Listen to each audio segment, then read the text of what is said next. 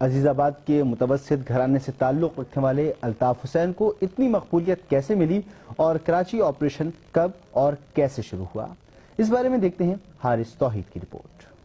کس کو معلوم تھا کہ 1978 میں جامعہ کراچی کے چند مٹھی بھر طلبہ کا یونیورسٹی کے شعبہ بی فارمیسی کی داخلہ پالیسی کے خلاف احتجاجی مظاہرہ ملک کی سیاست پر اتنے گہرے اثرات چھوڑے گا، اور ایک نوجوان طالب علم الطاف حسین آل پاکستان مہاجر اسٹوڈنٹ آرگنائزیشن کے چیئرمین سے متحدہ قومی موومنٹ کا قائد اور عوامی لیڈر بن کر ابھرے گا۔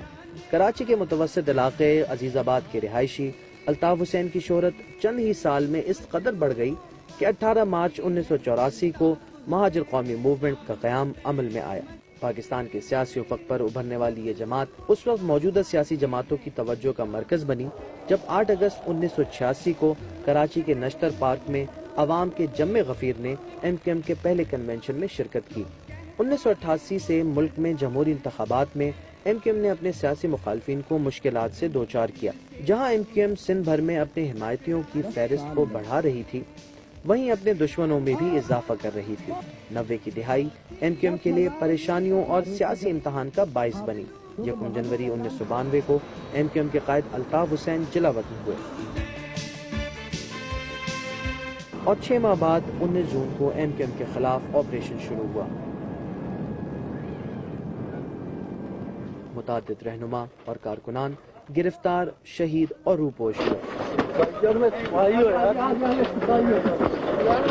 ایسے موقع پر ایم کیو ایم کی شعبہ خواتین نے بھی اہم کردار ادا کیا اور ایم کیو ایم کے مرکز 90 کو سنبھالا۔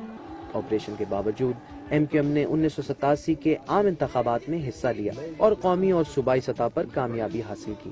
اس سال ایک اور اہم فیصلہ کیا گیا۔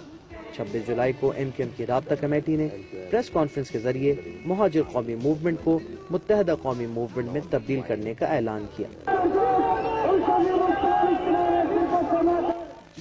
25 سال قبل گنے چنے افراد پر مشتمل ایک غیر معروف سی سیاسی جماعت ایم کیو ایم آج ملک کی سیاسی افق پر نمایاں اور بڑی سیاسی جماعتوں میں شمار کی جاتی ہے۔ مسلم لیگ نون کے سیکرٹری